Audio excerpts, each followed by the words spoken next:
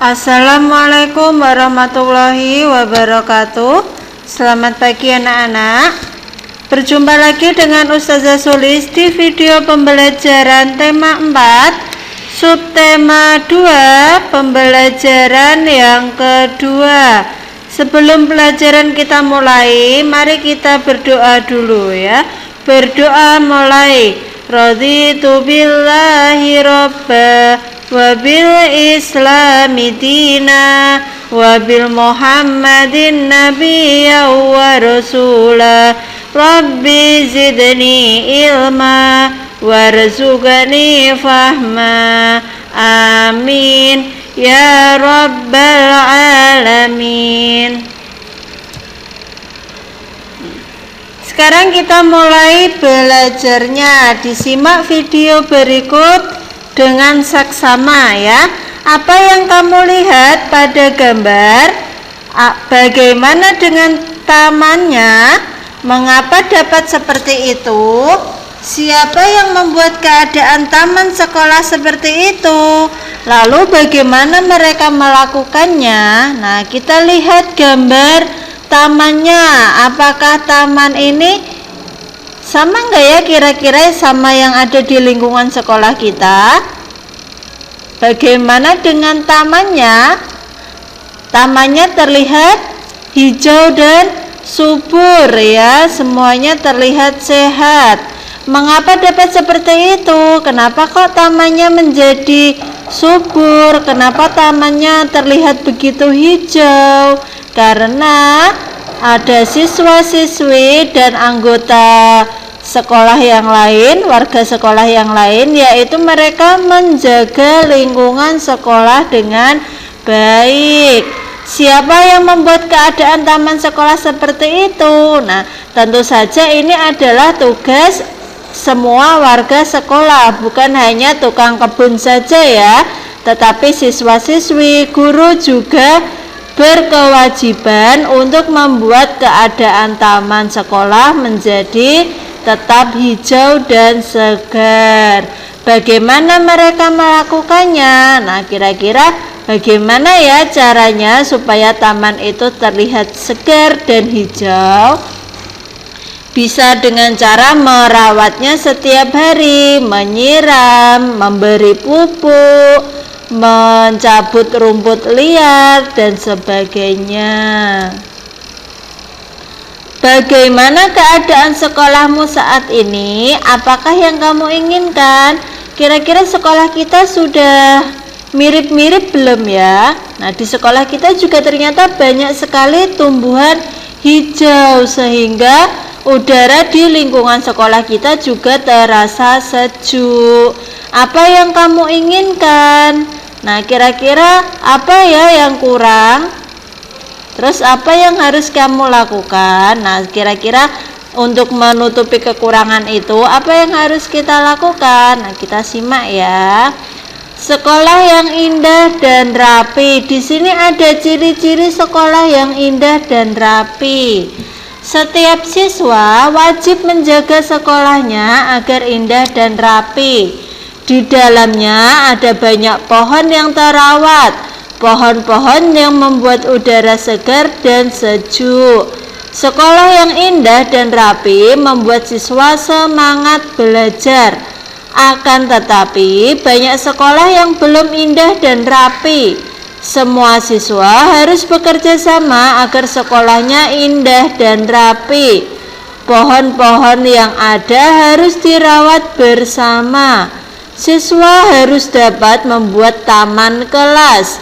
Kelas juga harus bersih dan rapi. Meja guru harus tertata rapi. Papan tulis harus selalu bersih. Kursi-kursi dan meja juga tidak boleh ada coretan. Nah, ini adalah ciri-ciri sekolah yang indah dan rapi. Nah, amati kembali teks sekolah yang indah dan rapi. Bacakan kalimat-kalimat saran yang kamu temukan. Nah, tadi ya yang sudah Ustazah baca, di situ ada banyak sekali kalimat saran. Apakah kalian tadi sudah bisa menemukan kalimat sarannya? Yang mana ya yang kalimat saran? Coba dilihat dulu. Di mana ya yang kalimat sarannya? Ada banyak sekali di sini. Nah, di sini ya ada kata semua siswa harus bekerja sama agar sekolahnya indah dan rapi. Ini adalah sarannya. Maksudnya apa saran itu? Maksudnya adalah kita harus bekerja sama agar sekolahnya indah dan rapi. Semua siswanya harus bekerja sama ya. Tidak boleh membuang sampah sembarangan, tidak boleh mencabuti bunga-bunga. Nah, kira-kira apa lagi ya sarannya? Nah, ini dia sarannya. Ada pohon-pohon yang ada harus dirawat bersama. Terus siswa harus dapat membuat taman kelas. Meja guru harus tertata rapi. Papan tulis harus selalu bersih. Kursi-kursi dan meja juga tidak boleh ada coretan. Nah, keenam ini adalah kalimat saran yang terdapat pada bacaan sekolah yang indah dan rapi. Di sini ada kata harus ya. Itu juga bisa dijadikan sebagai salah satu ciri kalimat saran. Aku wajib menjaga sekolahku agar indah dan rapi. Aku tidak dapat berpangku tangan. Apa yang sebaiknya kulakukan? Kenapa kita tidak boleh berpangku tangan? Apa itu berpangku tangan?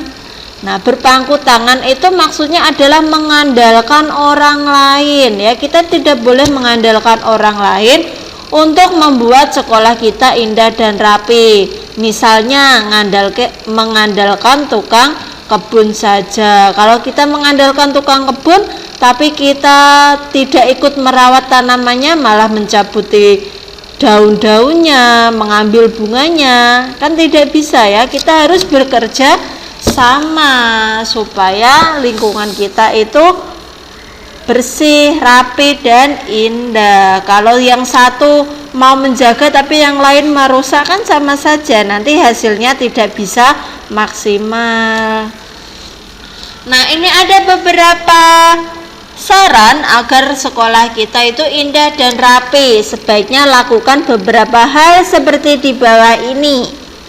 Ya, ada semua siswa harus bekerja sama agar sekolahnya indah dan rapi. Pohon-pohon yang ada di lingkungan sekolah harus dirawat bersama. Siswa harus dapat membuat dan menjaga taman kelas. Di dalam kelas, meja guru harus tertata rapi. Papan tulis harus selalu bersih. Kursi-kursi meja juga tidak boleh ada coretan. Selalu membuang sampah pada tempatnya, melakukan kegiatan Jumat bersih, misalnya setiap 1 minggu sekali kita bekerja bakti untuk membersihkan lingkungan, terus melakukan piket kelas ya, membersihkan saluran air yang ada di lingkungan sekolah, mengadakan kerja bakti membersihkan lingkungan sekolah, mengadakan gerakan cinta kebersihan dan kesehatan lingkungan sekolah. Ini adalah beberapa contoh kegiatan yang bisa kita lakukan supaya tercipta sekolah yang indah dan rapi. Nah, aku wajib menjaga sekolahku agar indah dan rapi. Aku tidak dapat berpangku tangan. Apa yang sebaiknya aku lakukan? Tuliskan saranmu di bawah. Nah, adakah saran kalian yang lain? Silakan kalian bisa mencari saran-saran yang lain supaya sekolah kita bisa terlihat indah dan rapi. Ingat, ketika kita membuat saran atau memberikan saran kepada orang lain, gunakan bahasa yang baik dan sopan. Nah, di sekolah kita itu memiliki kewajiban dan hak. Apa saja kewajiban dan hak kita? Mari kita baca bersama-sama ya. Kewajiban kita ya, pohon-pohon yang ada di lingkungan sekolah harus dirawat bersama. Nah, itu kewajiban kita, merawat pohon-pohon yang ada di lingkungan sekolah.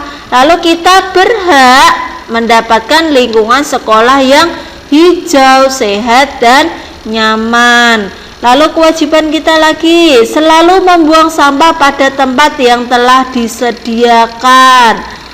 Hak kita, lingkungan sekolah bersih dari sampah.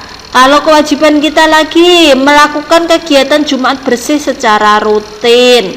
Nah, kalau kita sudah melakukan kewajiban itu, kita berhak mendapatkan lingkungan menjadi hijau dan asri. Asri itu segar. Melakukan piket kelas secara rutin, itu kewajiban kita. Lalu kita berhak, kita mendapatkan semangat dalam belajar. Kita lebih semangat lagi karena kelas kita sudah bersih. Terus kewajiban yang lain, membersihkan saluran air yang ada di lingkungan sekolah. Berarti kita berhak terhindar dari penyakit yang berbahaya. Contohnya demam berdarah. Demam berdarah itu kan suka di tempat yang ada airnya ya, air yang menggenang, air yang tenang. Biasanya ada di kaleng-kaleng, di botol itu ya. Terus di selokan yang tersumbat, itu juga biasanya tempat untuk bertelurnya nyamuk. Terus yang terakhir kewajiban kita yaitu mengadakan kerja bakti membersihkan lingkungan sekolah. Dan hak kita, lingkungan sekolah bersih dan semangat belajar itu meningkat.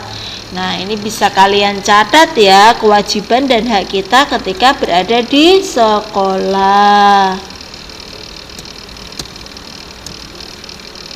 Jelaskan satu kegiatan yang dapat membuatmu sehat, lakukan dengan percaya diri.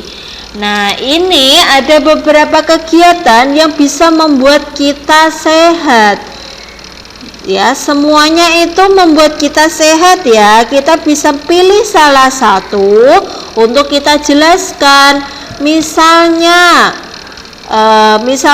gambar yang ini ya, yang membersihkan kelas. Kita bisa membuat kalimat penjelasannya. Misalnya, setiap hari sekolah mengadakan piket untuk membersihkan kelas ya. Setiap harinya terdiri dari 3 atau 4 orang. Ada yang bertugas membersihkan papan tulis, mengelap jendela, dan membersihkan meja. Contohnya seperti itu. Nah, ini kamu pasti pernah melakukan kegiatan saat waktu luang, misalnya saat sekolah libur. Kegiatan yang bisa kita lakukan di waktu luang tetapi juga bermanfaat. Contohnya berenang, membantu ibu merapikan rumah, bermain sepeda, dan menyiram tanaman. Kegiatan yang bisa kita lakukan di waktu luang tetapi juga bermanfaat. Contohnya kayak berenang. Berenang itu kan kita merasa senang, tetapi tanpa sengaja itu juga membuat badan kita menjadi sehat. Terus menyiram tanaman, misalnya yang hobi sama tanaman, sama bunga-bunga, misalnya waktu sore tidak ada kegiatan, bisa dengan menyiram tanaman. Selain hati kita senang, ternyata kita juga membuat tanaman itu menjadi lebih segar. Nah, kira-kira apalagi ya kegiatan waktu luang yang bisa bermanfaat? Coba kalian cari. Nah, itu yang dapat Ustazah sampaikan. Jangan lupa terus belajar di rumah. Jangan mengeluh dalam belajar ya. Jangan tinggalkan sholatmu dan sayangi orang tua. Itu adalah semua kewajiban kita. Jadilah seperti pohon yang tumbuh dan berbuah lebat, dilempar dengan batu, tetapi membalasnya dengan buah. Walaupun disakiti misalnya ya, tetapi kita harus selalu membalas dengan kebaikan. Nah, itu yang dapat Ustazah sampaikan. Wassalamualaikum warahmatullahi wabarakatuh.